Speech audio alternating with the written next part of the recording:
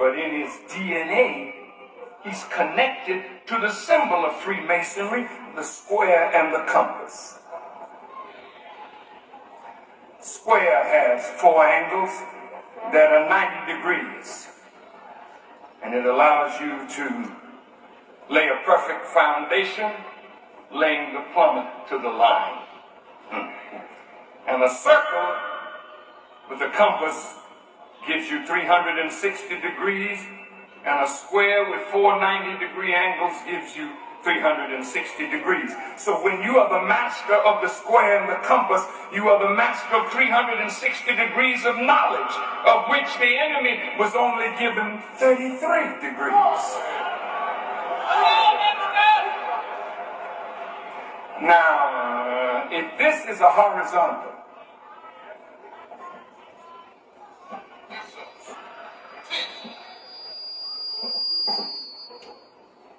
this is horizontal, dead level. If I raise my hand to 45 degrees, it's here. 90 is here.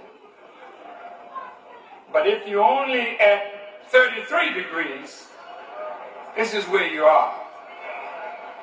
You're just crawling around with your little childlike knowledge. No matter how great you think you are, the wisdom that is now manifesting itself above your head. And I must say respectfully to our ufologists,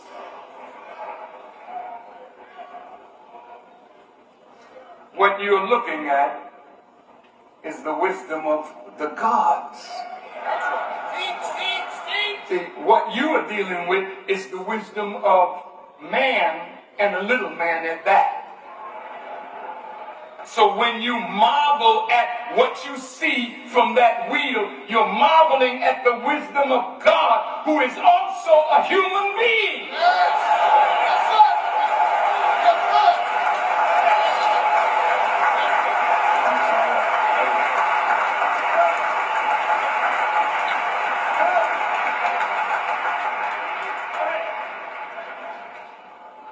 The fez that the Shriners wear is the fez of the Moors.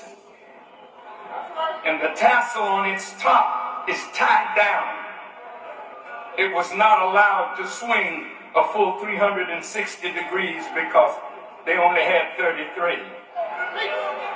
Which means that as great as their civilization is, they are but 33 degrees up from a horizontal plane, which means they're still crawling. And that is why we today, under the wisdom of the Honorable Elijah Muhammad, look at you and your wisdom as little babies. You've done well until you meet God. And those who are ignorant under 33 degrees, they think that you are the God because of your little contraptions.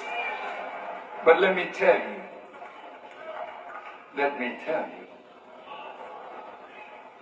that all the advancement that you have made in technology does not go beyond the 81 years since Master Farad Muhammad made his appearance in America. Now,